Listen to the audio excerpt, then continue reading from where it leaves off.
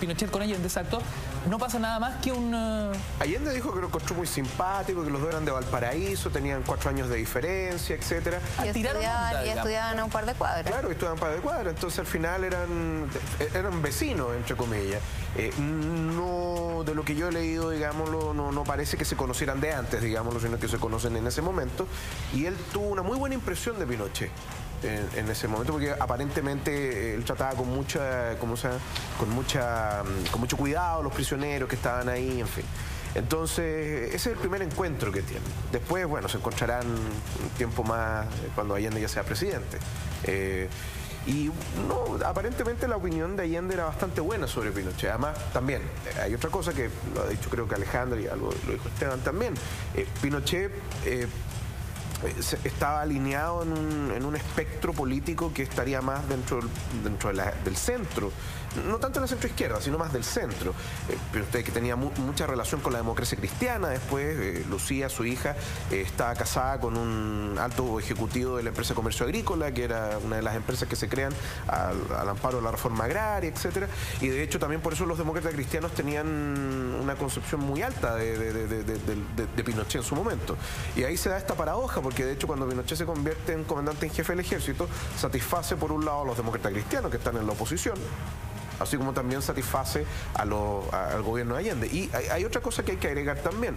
No es que solamente el padre Lucía Iriart fuera una persona contraria al golpismo, digamos, lo que se da en el año 73, sino que además también el Partido Radical era parte de la Unidad Popular, ¿ya? Entonces también hay que tomar en consideración eso, ¿ya? Y yo quiero agregar una cosa. Lo que pasa es que yo he escuchado bastante sobre esto, el último en la fila, etcétera. Voy a darle un giro distinto.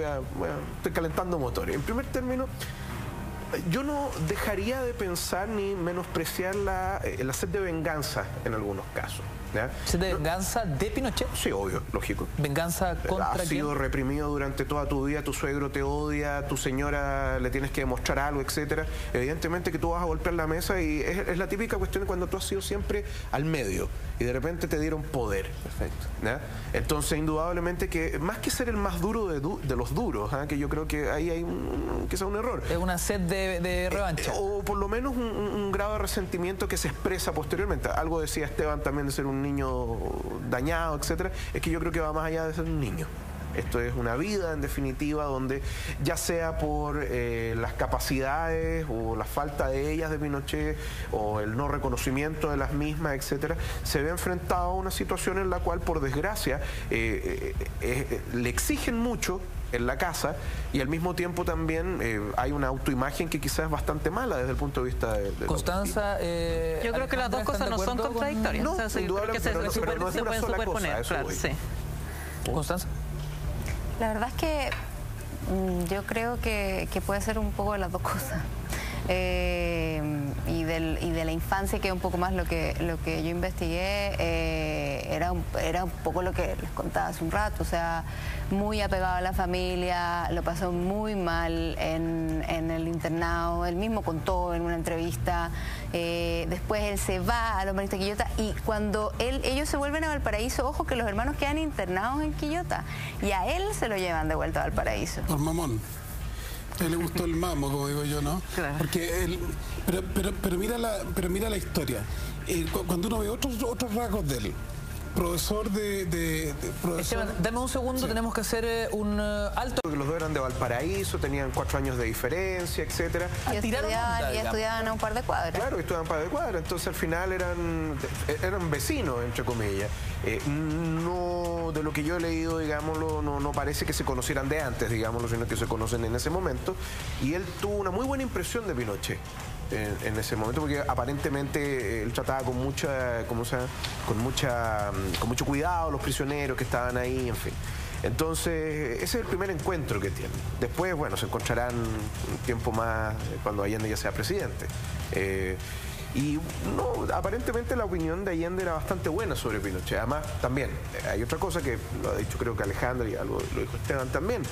Pinochet estaba alineado en un espectro político que estaría más dentro del centro, no tanto de la centroizquierda, sino más del centro. Pero usted que tenía mucha relación con la democracia cristiana, después Lucía. Relación con Carlos Prats y cómo finalmente el general Prats termina siendo abatido, ¿no? Alejandra Matus. Yo creo que Pinochet, hay una constante en el caso Prats, en el caso Letelier y la persecución o en el hostigamiento a Toá, es que los tres lo conocieron en su faceta salamero con Allende y conocieron sus actitudes. Incluso días antes de ser asesinado, Orlando Letelier contó que Pinochet le limpiaba la solapa de la chaqueta. Digamos, era una actitud tan servil que los llegaba a molestar.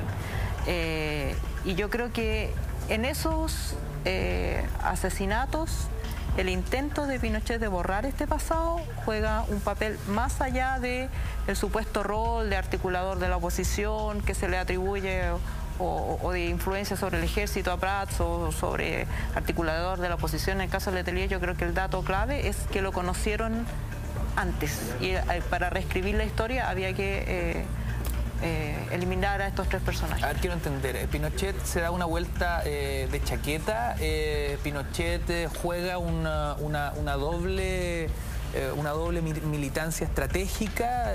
¿Por qué vemos que opera de una forma y después actúa de otra? Porque tenía que sobrevivir. El bando perdedor era el gobierno de Allende. Lo percibe la Lucía antes que él.